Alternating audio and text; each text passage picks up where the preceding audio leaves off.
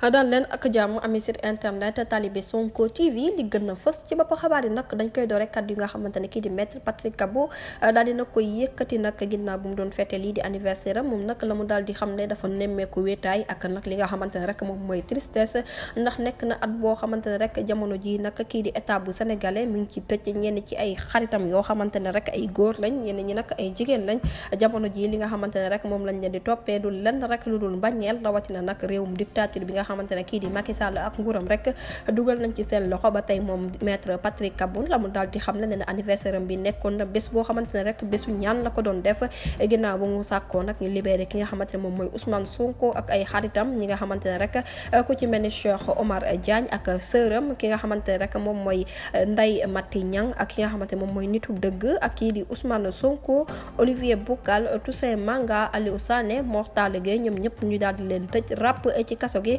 moom nag la mu daal di xam ne ci bésu anniversaire am boobu nag ñaanal na ci ñi nga xamante ne rek ñoom ñoo jiitu ku ci mel ni François Mancabou Fulbert Sambou ba noppi rek mu daal di yëkkatiwaat ay kàddu nag jagleel ko borom bi moom nag nee na ma ngay sàkku ci état bu Sénégal nag mu indi ay leeral rek ci disparition bu étonnant bi nga xamante ne kii di Didier Badji daal dina koy def te ba nag ni kenn gisul ko jamono ji nag nee na ma ngay ñaanal képp koo xamante ne rek ab sénégalais nga nekk wala nga nekk biir réew mi nga am Sénégal boo xamante ne bu dal lay doon bu libre Sénégal bu meilleur mbir mu nu mel nag mi ngi ko daal di yëkkati rek ginnaaw bu mu doon feetee boobu dee anniversaire am bu ñu jógee ko foofu dañuy àddu rek wutali ji kii di Ousmane Sonko mi nga xamante ne rek ña ngi ko tëj rap foofa ca Cap Manuel ni ki novembre bee ñu génn ba nagani bu ñu sukkandikoo ci suñu nattango yi Les Échos la mu daal di xam ne rek mooy kii di Ousmane Sonko nag ma ngay jot ay visiteur am te na mu ko neexee jamono ji nag amul benn jafe-jafe ci boobulee audience ndax nag bu ñu ba tey bu ñu sukkandikoo ci boobulee journal la mu daal di xam ne dina leader parti Pastef bi nag moom ci jëmi boppam rek ma ngay tànn bu baax ñu koy seet si am na ci ñoo xamante ne rek ñaari catégorie la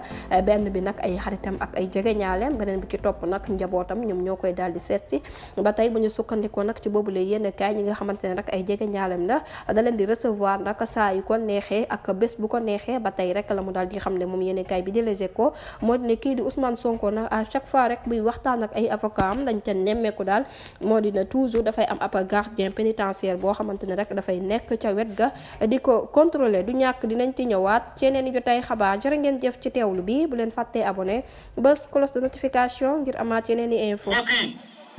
on s'est beaucoup battu pour un projet. Ce projet boobu mooy sauver le Sénégal. Ce projet boobu mooy sauver le Sénégal.